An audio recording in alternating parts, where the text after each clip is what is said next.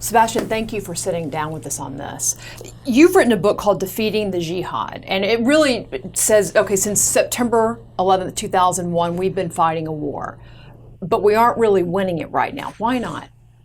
For many reasons, the most important of which is that the political correctness in D.C. is out of control.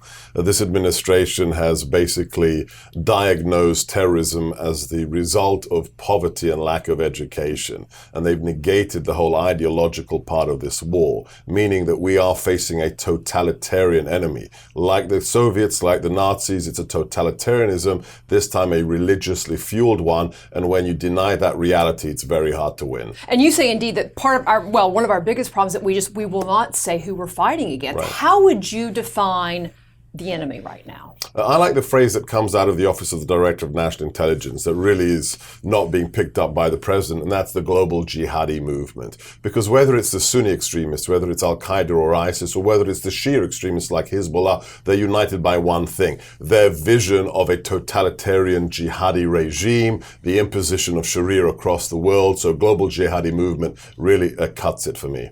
You also say this is a winnable war. Yes. Many Americans are worried right now that it's frankly not, that we're going to be doing this forever. How is it winnable? Well, number one, we have to talk truthfully about the enemy. So get the PC out of the threat assessment. Second, we have to empower the local Sunni actors, the people who really have to be the front line of this war, the Jordanians, the Egyptians, and the Sunni Iraqis. Help them become more effective at destroying ISIS. And lastly, and this is the lesson I learned from the Cold War, we have to have a massive counter-ideological pushback. We have to fight with propaganda to delegitimize the ideology of the enemy, just as we did with the evil empire under President Reagan.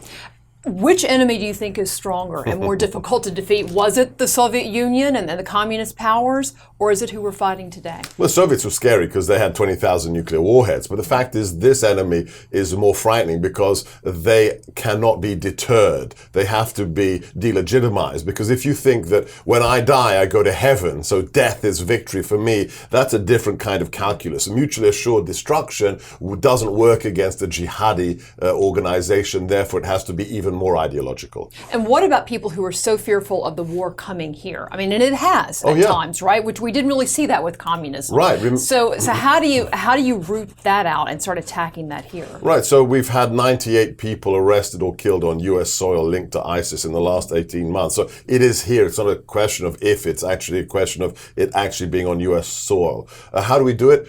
Take a leaf out of the book of the NYPD. The NYPD after 9/11 became an incredibly effective counterterrorism intelligence organization. We need to use human intelligence assets, not just technology, but people who know the languages, understand the culture, can penetrate those communities where the bad guys are and identify them before they go jihadi. President Obama's only got a few months left in office. Regardless of who the next president is, if you were the top advisor, what would you tell them to do first? So first thing is get politics out of the threat assessment. Talk about how the enemy is evil, how it is totalitarian, and how it represents an existential threat to all American citizens and all lovers of freedom and liberty. So that's number one. Number two, empower our allies who should be the face of this war, not us. They need to be the face, but we can be the trainers, the advisors. And lastly, have that giant propaganda pushback as we did with Radio Free Europe, Radio Liberty during the Cold War. Those would be my three top requests of the next Commander-in-Chief. You positive, optimistic that we can get this done? With leadership, every problem can be solved with adequate leadership. Without leadership, you can have the best plan and it will not bring you victory. With adequate leadership, I think this plan could bring us victory very swiftly. Sebastian Gorka, it's called Defeating Jihad. Thank you. Thank you so much.